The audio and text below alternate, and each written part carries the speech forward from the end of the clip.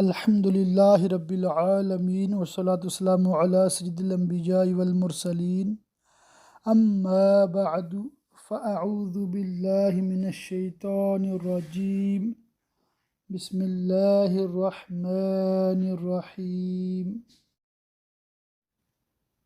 سبق number 21، lesson 21 تصوف۔ اس میں ہم احیاء العلوم کی جلد نمبر 3 پڑھ رہے ہیں، جو ہمارا موضوع جاری ہے۔ اس کی دوسری فصل انشاءاللہ تعالی بھی شروع کرنے لگے ہیں۔ آپ سنتے بھی جائیں، اسکرین پر دیکھتے بھی جائیں، ساتھ ہی ساتھ اپنا محاسبہ بھی کرتے جائیں کہ مجھ میں کیا خرابیاں پائی جا رہی ہیں اور ان کی اصلاح کیسے ممکن ہے۔ دوسری فصل، اپنے عیوب کی پہچان۔ جان لیجئے کہ جب اللہ عز و جل کسی بندے کے ساتھ بھلائی کا ارادہ فرماتا ہے تو اسے اس کے نفس کے عیوب سے باخبر کر دیتا ہے۔ جس کی قلبی بصارت تیز ہو اس پر اپنے عیوب پوشیدہ نہیں رہتے، اور جب عیوب کی پہچان ہو جاتی ہے تو علاج ممکن ہو جاتا ہے۔ لیکن اکثر لوگ اپنے عیوب سے بے خبر ہیں۔ انہیں کسی کی آنکھ کا تنکا تو دکھائی دیتا ہے، لیکن اپنی آنکھ کا شہتیر نظر نہیں آتا۔ تو جو اپنے نفس کے عیوب سے باخبر ہونا چاہتا ہے تو اس کے 4 طریقے ہیں۔ نفس کے عیوب معلوم کرنے کے 4 طریقے۔ پہلا طریقہ، ایسے شیخ و مرشد کے پاس بیٹھے جو نفس کے عیبوں کی خبر رکھتا ہو اور پوشیدہ آفات کو جانتا ہو، خود کو اس کے حوالے کر دے اور اس کے بتائے ہوئے طریقے کے مطابق مجاہدہ اور ریاضت کرے۔ مرید کی اپنے شیخ کے ساتھ اور شاگرد کی اپنے استاد کے ساتھ یہی حالت ہونی چاہیے۔ مرشد و شیخ اسے عیوب کی پہچان کرائے اور اس کے علاج کا طریقہ بتائے، لیکن اس زمانے میں ایسے شیخ و مرشد کا وجود نایاب ہے۔ اللہ اکبر۔ دوسرا طریقہ، کسی سچے صاحب بصیرت اور دین دار دوست کو تلاش کرے اور اسے اپنے نفس پر نگہبان بنائے، تاکہ وہ اس کے احوال و افعال پر نظر رکھے اور ظاہر و باطن میں جو برائی بھی دیکھے اس پر اسے تنبیہ کرے۔ عقل مند لوگ اور اکابر ائمہ دین اسی طرح کیا کرتے تھے۔ تو ہمارا بھی کوئی نفس کا نگران ہونا چاہیے۔ تو ہم اپنے دوستوں میں سے ایسا کوئی دیندار اللہ والا، حقیقی معنی میں آپ کا دل گواہی دیتا ہے، بعض دوست ایسے ہوتے ہیں دل گواہی دیتا ہے کہ یہ واقعی خوف خدا والا ہے، تو اس کے ساتھ دوستی اور رفاقت رہے گی نا تو انشاءاللہ تعالی وہ آپ کی اصلاح بھی کرتا رہے گا۔ امیر المومنین حضرت سیدنا عمر فاروق اعظم رضی اللہ تعالیٰ عنہ فرمایا کرتے تھے، اللہ عز و جل اس شخص پر رحم فرمائے جو مجھے میرے عیوب پر مطلع کرے۔ ہیڈنگ ہے، مجھ میں کون سی بات آپ کو ناپسندیدہ معلوم ہوتی ہے؟ ایک مرتبہ حضرت سیدنا سلمان فارسی رضی اللہ تعالیٰ عنہ امیر المومنین حضرت سیدنا عمر فاروق اعظم رضی اللہ تعالیٰ عنہ کی خدمت میں حاضر ہوئے، تو آپ نے ان سے پوچھا، اے سلمان رضی اللہ تعالیٰ عنہ، مجھ میں کون سی بات آپ کو ناپسندیدہ معلوم ہوتی ہے؟ حضرت سیدنا سلمان فارسی رضی اللہ تعالیٰ عنہ نے بتانے سے معذرت کی، تو امیر المومنین رضی اللہ تعالیٰ عنہ نے بااصرار پوچھا، جس پر انہوں نے عرض کی،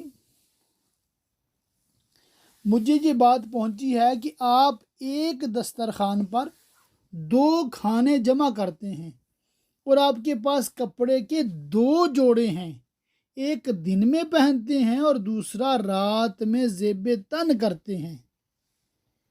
امیر المومنین حضرت سیدنا عمر فاروق اعظم رضی اللہ تعالی عنہ نے فرمایا، اس کے علاوہ کوئی اور بات عرض کی نہیں۔ اس پر آپ رضی اللہ تعالی عنہ نے فرمایا، ان 2 باتوں کے متعلق آپ تسلی رکھیے۔ सैयदना फ़ारूक आज़म रदी अल्लाह तआला अन्हु की आजिज़ी। अमीर अल-मोमिनीन हज़रत सैयदना उमर फ़ारूक आज़म रदी अल्लाह तआला अन्हु हज़रत सैयदना हुज़ैफ़ा बिन यमान रदी अल्लाह तआला अन्हु से पूछा करते थे कि आप मुनाफिकीन के मुतअल्लिक़ सरकार मदीना सल्लल्लाहु अलैहि वसल्लम के राज़दां हैं, क्या मुझ में निफाक की कोई अलामत पाते हैं? अमीर अल-मोमिनीन रदी अल्लाह तआला अन्हु जलीलुल क़दर शान और बुलंद मर्तबा के मालिक होने के बावजूद अपने नफ्स के मुतअल्लिक़ इस तरह आजिज़ी का इजहार किया करते। बस जो भी अक्ल में तेज़ और बुलंद मर्तबे का हामिल होगा वो खुद पसंदी कम और अपने नफ्स के मुतअल्लिक़ आजिज़ी ज़्यादा करेगा। लेकिन इस दौर में ऐसे दोस्तों का मिलना दुश्वार है जो चापलूसी छोड़कर ऐब के मुतअल्लिक़ ख़बर दें और हसद तर्क करके जितनी बात ज़रूरी है उतनी ही बताएं। मगर आजकल दोस्तों में हसद और मतलब परस्ती आम है कि या तो जो ऐब नहीं है उसे ऐब करार देंगे या फिर चापलूसी यानी खुशामद करते हुए बाज़ अयूब से चश्म पोशी करेंगे। यही वजह थी कि हज़रत सैयदना दाऊद ताई रहमतुल्लाहि ताला अलैह ने लोगों से किनारा कशी इख्तियार कर ली थी। इनसे कहा गया कि आपने लोगों से किनारा कशी क्यों इख्तियार की? तो फरमाया, मैं ऐसे लोगों से किनारा कशी क्यों इख्तियार ना करूं जो मेरे अयूब को छुपाते हैं। दीनदार लोगों की ये ख्वाहिश हुआ करती थी कि वो दूसरों के बताने से अपने अयूब पर मुत्तली हों, लेकिन अब ऐसा दौर आ गया कि हमें नसीहत करने और हमारे ऐबों पर मुत्तले करने वाला हमें सबसे ज़्यादा नापसंदीदा होता है और ये बात ईमान की कमज़ोरी की अलामत है।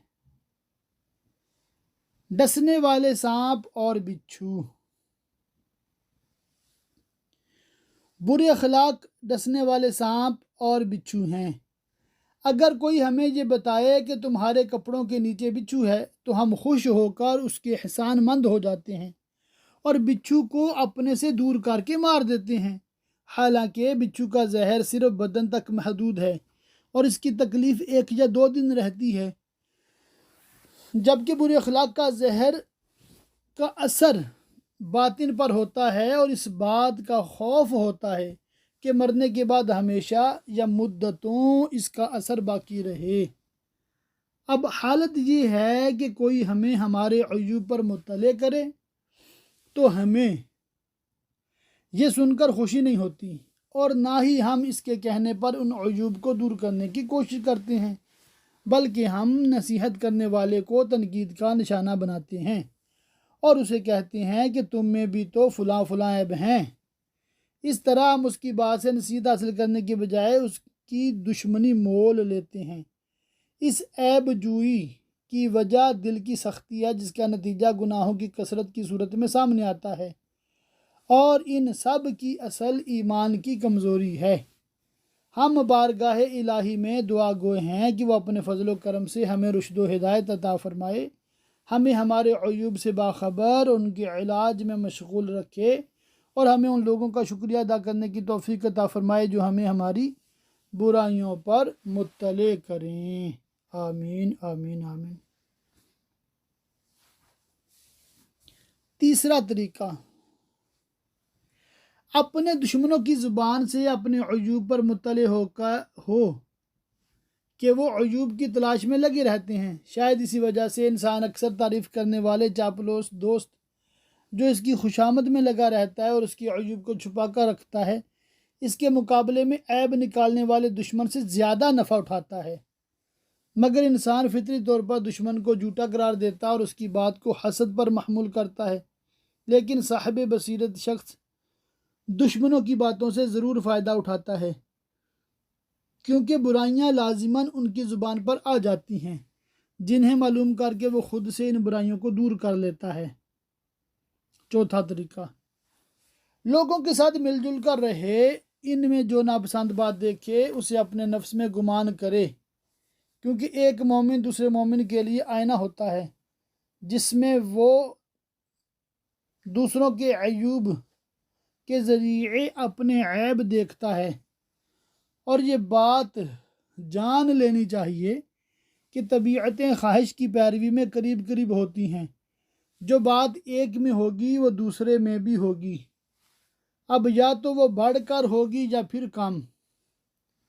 لہٰذا اپنے نفس کا خیال رکھتے ہوئے جسے دوسروں میں قابل مذمت دیکھے اس سے نفس کو پاک کرے۔ تادیب کا یہ طریقہ کافی ہے۔ اگر تمام لوگ اسی طرح دوسروں کو دیکھ کر ان میں جو ناپسندیدہ باتیں ہوں ان کو اپنے سے دور کریں تو انہیں کسی ادب سکھانے والے کی ضرورت نہیں رہے گی۔ حضرت سیدنا عیسیٰ روح اللہ علی نبینا و علیہ الصلوۃ والسلام سے پوچھا گیا، آپ کو ادب کس نے سکھایا؟ ارشاد فرمایا، مجھے کسی نے ادب نہیں سکھایا، مجھے جاہل کی جہالت بری معلوم ہوئی تو میں نے خود کو اس سے بچایا۔ آخر کے یہ 3 طریقے اس کے لیے ہیں جو ایسے مرشد و شیخ کو نہ پائے جو عارف، ذہین، لوگوں کے عیوب سے باخبر، شفیق، دینی نصیحت کرنے والا، اپنے نفس کی تربیت سے فارغ اور لوگوں کا خیر خواہ ہو کر ان کی تربیت میں مشغول ہونے والا ہو، اور جو ایسے کو پائے تو اس نے طبیب کو پا لیا، اب وہ اس کے ساتھ وابستہ رہے کہ وہ اسے مرض سے خلاصی عطا کرے گا اور جس ہلاکت میں وہ پڑا ہے اس سے نجات دلائے گا۔ ماشاء اللہ، بہترین 4 طریقے آپ نے سماعت کیے ہیں۔ ان میں مجھے جو مطلب زیادہ آسان لگا ہے وہ یہ ہے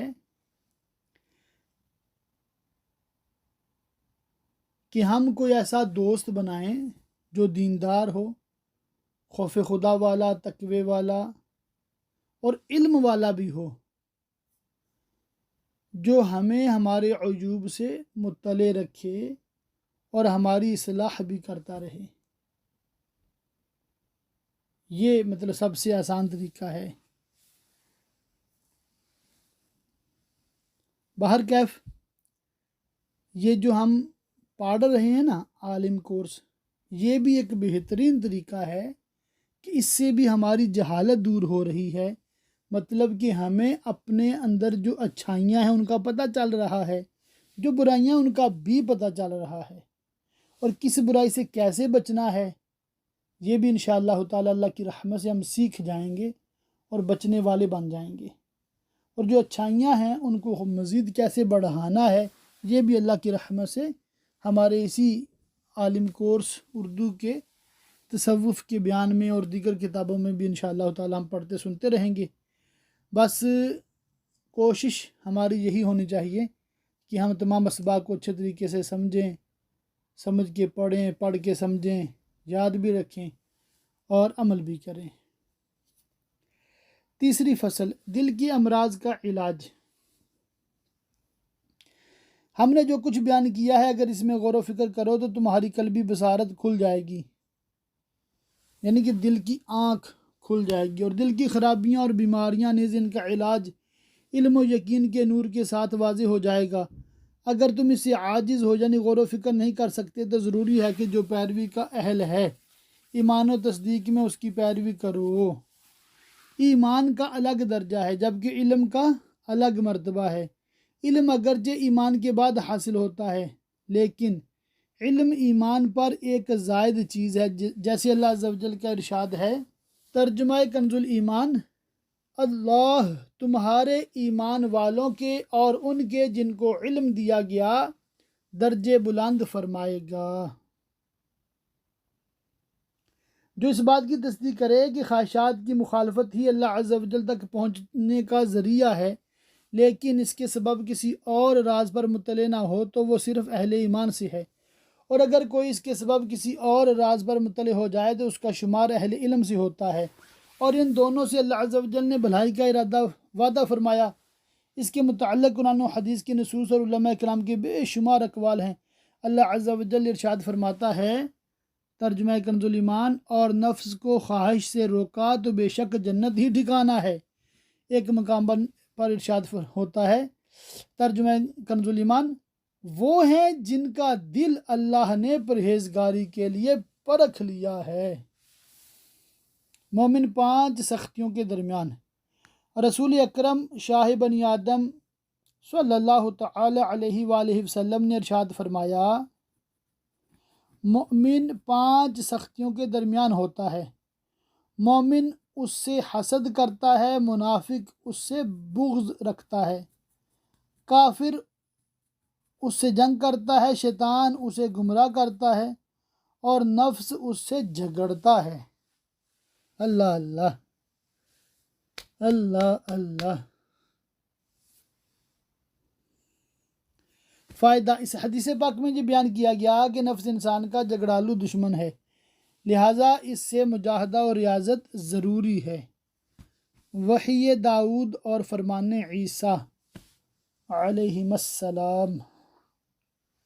اللہ عز و جل نے حضرت سیدنا داؤد علی نبینا و علیہ الصلوۃ والسلام کی طرف وحی فرمائی کہ اپنے صحاب کو خواہشات کے اپنانے سے ڈرائیے اور بچائیے، کیونکہ جو خواہشات کے پیچھے پڑتے ہیں ان کی دانائی مجھ سے پردے میں رہتی ہے۔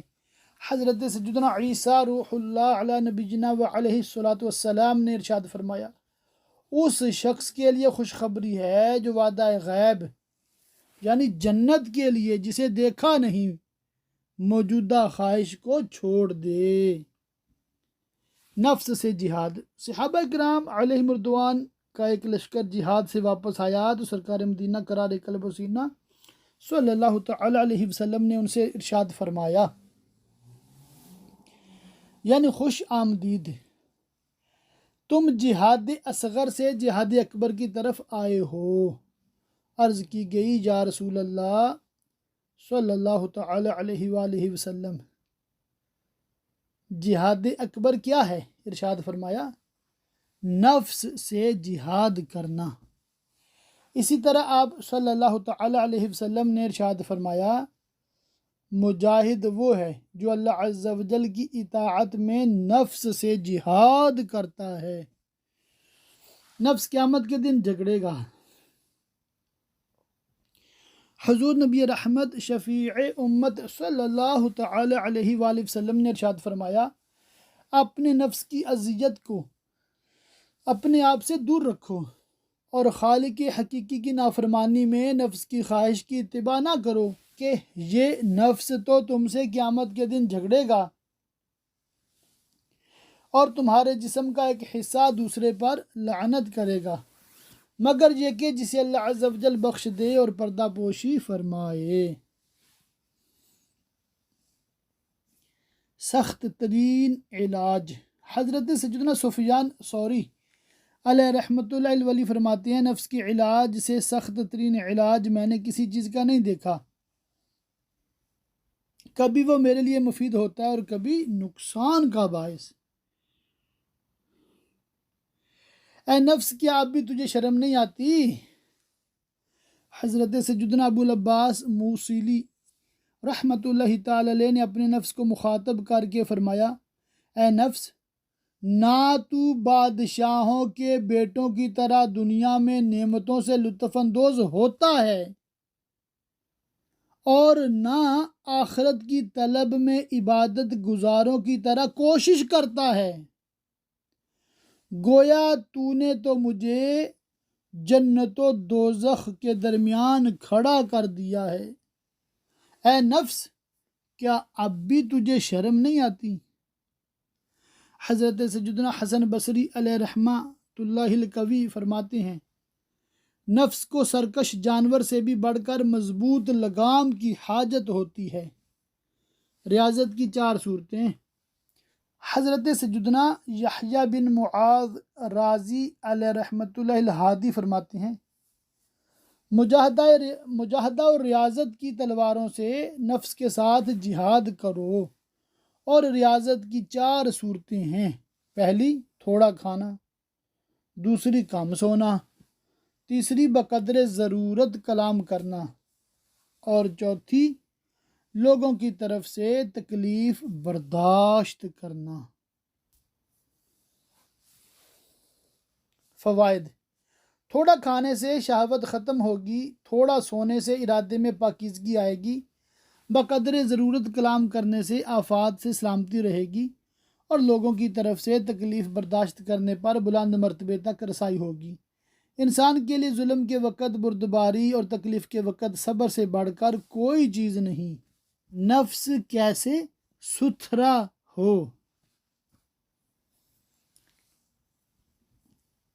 جب نفس میں شہوات اور گناہوں کے ارادے کی حرکت ہو، فضول کلام کی مٹھاس جوش مارے، تو تھوڑا کھانے کی تلوار کو تہجد پڑھنے اور کم سونے کی نیام سے باہر لائے، اور نفس پر خاموشی اور کم گفتگو کی ضرب لگائے، حتیٰ کہ وہ ظلم اور انتقام سے باز آ جائے۔ یوں وہ تمام لوگوں میں سے نفس کے وبال سے امن میں آ جائے گا۔ نیز نفس کو خواہشات کی سیاہی سے پاک و صاف کرے، اس طرح وہ اس کی ہلاکت خیز آفات سے نجات پا جائے گا۔ جب نفس اس حالت کو پہنچ جائے گا تو اس وقت وہ پاک و صاف، نورانی، ہلکا پھلکا اور روحانی ہو جائے گا۔ پھر وہ نیکیوں کے میدان میں دوڑے گا اور عبادت کے راستوں میں اس طرح چلے گا جس طرح تیز رفتار گھوڑا میدان میں بھاگتا ہے، اور وہ ایسا ہو جائے گا جیسے بادشاہ باغ میں سیر کرتا ہے۔ انسان کے 3 دشمن۔ حضرت سیدنا یحییٰ بن معاذ رازی علیہ رحمۃ اللہ الہادی فرماتے ہیں انسان کے 3 دشمن ہیں، نمبر 1 دنیا، نمبر 2 شیطان، اور نمبر 3 نفس۔ لہٰذا دنیا سے کنارہ کشی اختیار کر کے، شیطان کی مخالفت کر کے اور نفس کی خواہشات کو ترک کر کے اس سے محفوظ رہے۔ ایک دانا کا قول۔ ایک دانا یعنی عقل مند، انٹیلیجنٹ پرسن کا قول ہے کہ جس پر اس کا نفس غالب ہو جاتا ہے تو وہ نفسانی شہوات کے کنویں میں قید اور نفسانی خواہشات کے قید خانے میں محصور ہو جاتا ہے۔ اس کی حالت یہ ہوتی ہے کہ وہ مغلوب ہو چکا ہوتا ہے، اسے بیڑیاں پہنا دی جاتی ہیں، اس کی لگام نفس کے ہاتھوں میں ہوتی ہے اور وہ جس طرح چاہتا ہے اسے لیے پھرتا ہے، اور جب یہ حالت ہو جاتی ہے تو اس کا دل فوائد حاصل کرنے سے رک جاتا ہے۔ حضرت سیدنا جعفر بن حمید علیہ رحمۃ اللہ المجید فرماتے ہیں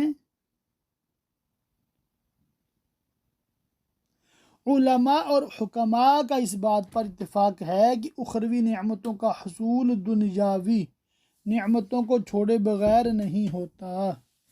حضرت سیدنا ابو یحییٰ وراق علیہ رحمۃ اللہ الرزاق فرماتے ہیں جس نے اپنے اعضاء کو خواہشات کے ذریعے راضی کیا، اس نے اپنے دل میں ندامتوں کے درخت لگائے۔ اللہ اللہ۔ ظاہر سی بات ہے جو بندہ ہر ناجائز خواہش کو پورا کرتا پھرے گا اس کو بہت شرمندگی اٹھانی پڑتی ہے۔ اللہ پاک ہمیں بچائے۔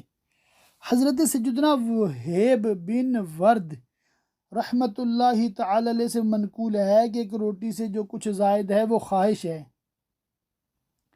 اور جو خواہشات سے محبت رکھتا ہے وہ ذلت و رسوائی کی تیاری کر لے۔ اللہ اللہ۔ حکایت ہے کہ صبر اور تقوی نے غلاموں کو بادشاہ بنا دیا۔ کیسے؟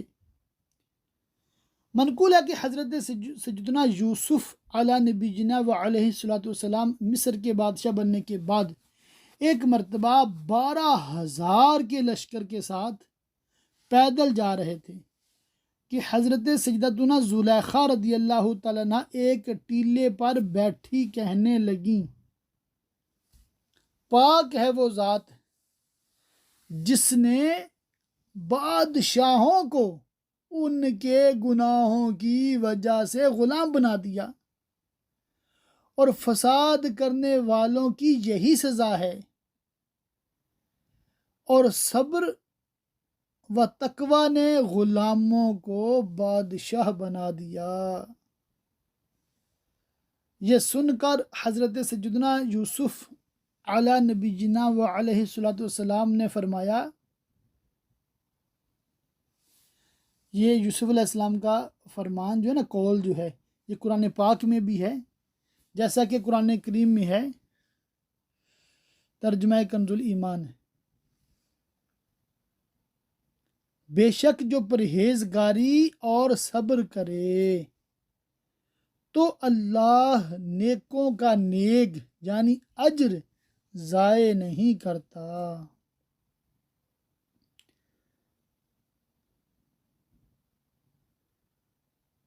واہ واہ واہ واہ، یہ ترجمہ جو ہے نا انشاءاللہ تعالی میں 5 بار پڑھتا ہوں۔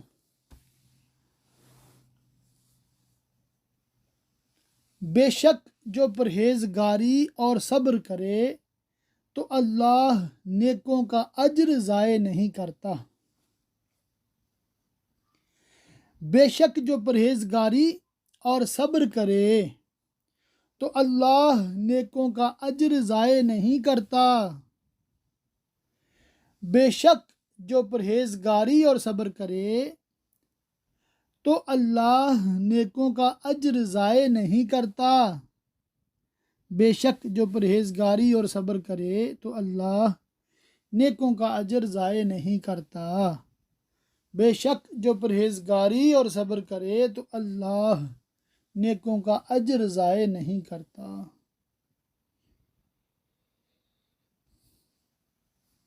حکایت، نفس کی بیماری کا علاج کیسے ممکن ہو؟ سید الطائفہ حضرت سیدنا جنید بغدادی علیہ رحمۃ اللہ الہادی فرماتے ہیں، ایک مرتبہ میں رات میں بیدار ہو کر اپنے وظیفہ میں مشغول ہو گیا، لیکن میں نے اپنے وظیفے میں وہ حلاوت یعنی مٹھاس نہ پائی جو پایا کرتا تھا۔ چنانچہ میں نے سونے کا ارادہ کیا مگر سو نہ سکا، اور بیٹھنا چاہا لیکن بیٹھ بھی نہ سکا، تو باہر نکل گیا۔ کیا دیکھتا ہوں کہ ایک شخص کمبل میں لپٹا ہوا راستے میں بیٹھا ہے۔ جب اس نے میری آہٹ سنی تو کہا، اے ابو القاسم، ذرا میرے پاس تشریف لائیے۔ میں نے کہا، سیدی آپ سے ملاقات کا وقت تو طے نہیں تھا، پھر یہ ملاقات کیسی؟ کہا، ملاقات تو پہلے ہی سے طے تھی کہ جب میں نے اللہ عز و جل سے سوال کیا کہ وہ آپ کے دل کو میرے لیے حرکت دے، میں نے کہا یہ تو اللہ نے کر دیا، اب آپ کو کیا حاجت ہے؟ کہا، نفس کی بیماری کا علاج کیسے ممکن ہے؟ میں نے کہا، جب تم نفس کی خواہش میں اس کی مخالفت کرو۔ یہ سن کر وہ اپنے نفس سے کہنے لگا، میں نے تجھے 7 مرتبہ یہی جواب دیا لیکن تو نے انکار کر دیا اور کہا میں تو جنید بغدادی سے ہی اس کا جواب سنوں گا۔ یہ کہہ کر وہ شخص چلا گیا اور میں اسے پہچان نہ سکا۔ حضرت سیدنا یزید رکاشی علیہ رحمۃ اللہ الکافی فرمایا کرتے، مجھے دنیا میں ٹھنڈا پانی نہ دو کہ کہیں میں اس کے سبب آخرت میں اس سے محروم نہ ہو جاؤں۔ کب گفتگو کروں؟ ایک شخص نے حضرت سیدنا عمر بن عبد العزیز علیہ رحمۃ اللہ العزیز سے پوچھا، میں گفتگو کب کروں؟ فرمایا، جب تو خاموش رہنا چاہے۔ اس نے پھر پوچھا، خاموش کب رہوں؟ فرمایا، جب گفتگو کرنے کا دل چاہے۔ امیر المومنین حضرت سیدنا علی المرتضیٰ کرم اللہ تعالی وجہہ الکریم فرماتے ہیں، جو جنت کا شوق رکھتا ہے وہ دنیاوی خواہشات سے دور رہے۔ اللہ اللہ۔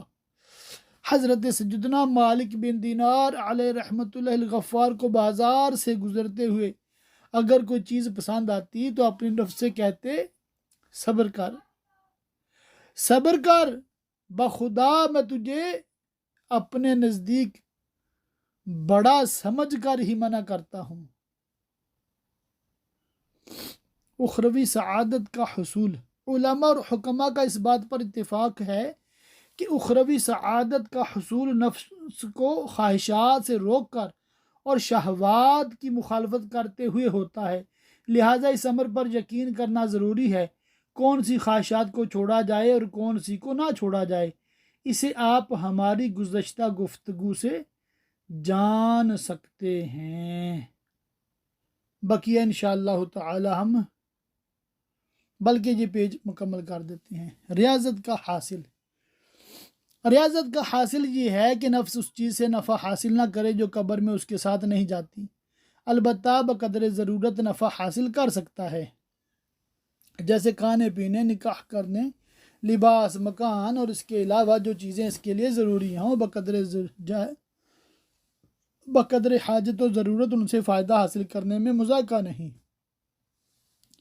اگر نفس اس چیز سے نفع حاصل کرے جو قبر میں نہیں جاتی تو اسے لفت رکھتے ہوئے مانوس ہو جائے گا، جب اس کا انتقال ہو جائے گا تو اس کے سبب وہ دنیا میں لوٹنے کی تمنا کرے گا، اور دنیا کی طرف لوٹنے کی تمنا وہی کرے گا جس کا آخرت میں کوئی حصہ نہیں ہوگا۔